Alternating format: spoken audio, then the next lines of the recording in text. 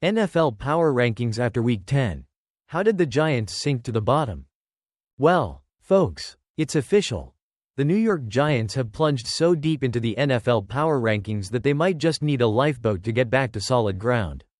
The latest masterpiece in their 2024 disaster?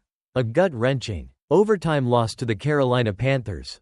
Yes, you read that right. The Panthers, in overtime. Let that sink in. The only thing worse would have been losing to an entire team of cheerleaders.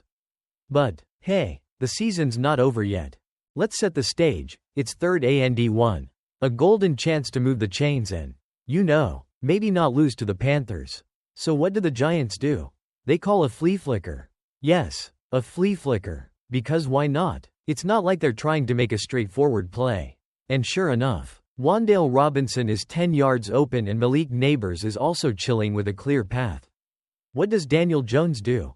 Instead of, throwing the ball, he gets sacked. A sack on a flea flicker. If you're a Giants fan, you're probably wishing you could rewind and try to get that play back, except you can't.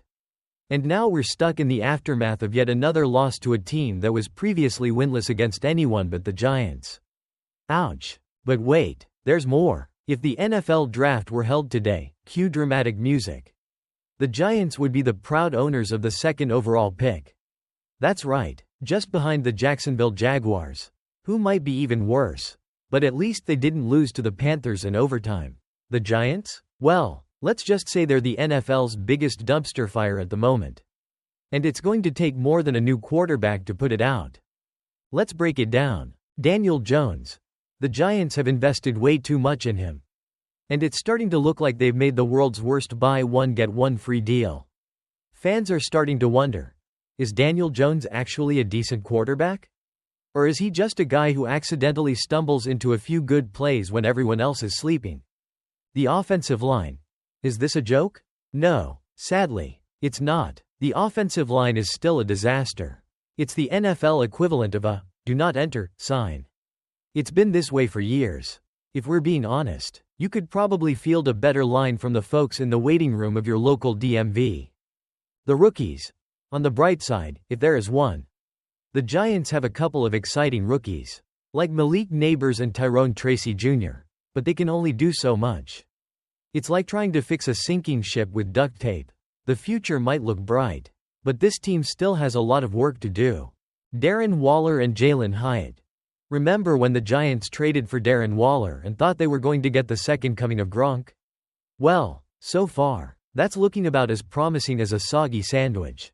Hyatt's been a disappointment, too. It's like getting an Amazon package and realizing you ordered a blender but got a pile of socks instead. Brian Daboll. So, here's the big question. Is Daboll a genius coach or is he just stuck trying to make a soufflé out of broken eggs? It's hard to say. His roster is a mess. But it's also his job to fix it. The pressure's on. And right now, it's not looking good. At this point, the Giants have reached rock bottom. They're not just bad. They're like bad in a way that makes you question if they accidentally signed up for a different sport.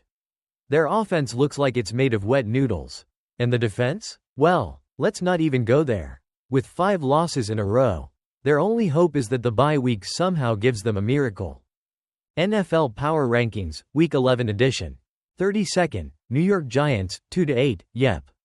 You've hit rock bottom. Enjoy the view. 31st, Jacksonville Jaguars, 2-8. If there's any team that can almost out-giant the Giants, it's the Jags. At least they didn't lose to Carolina in overtime. 30th, Tennessee Titans, 2-7. Well, Levi's is showing promise. Too bad the rest of the team is stuck in the 80s. 29th, Carolina Panthers, 3-7. Can we just talk about Chuba Hubbard for a second? Guy is balling and just earned a fat contract. Here's hoping he gets traded to a contender soon. The other teams that aren't quite as bad, but close. 28th, Las Vegas Raiders, 2-7. The Raiders are like a reality TV show that's still somehow on air. Even though no one's watching. But hey, Max Crosby is still a bright spot. 27th, New Orleans Saints, 3-7. If Darren Rizzi keeps this up, maybe he'll get the permanent gig. Then again, look what happened to Antonio Pierce in Vegas. A quick peek at the top tier, the good teams. First, Detroit Lions, 8-1, okay. Maybe Jared Goff's performance was a little shaky last week. But the Lions keep winning. Just don't let Goff start throwing picks like it's a Halloween party. Second, Kansas City Chiefs, 9-0. The Chiefs are undefeated. But don't look now. They might be missing something, downfield playmakers. Xavier Worthy. Are you listening? And there you have it. The Giants are at the bottom. Where they belong, for now. But who knows? Maybe with the bye week, they'll pull a miracle out of their hat.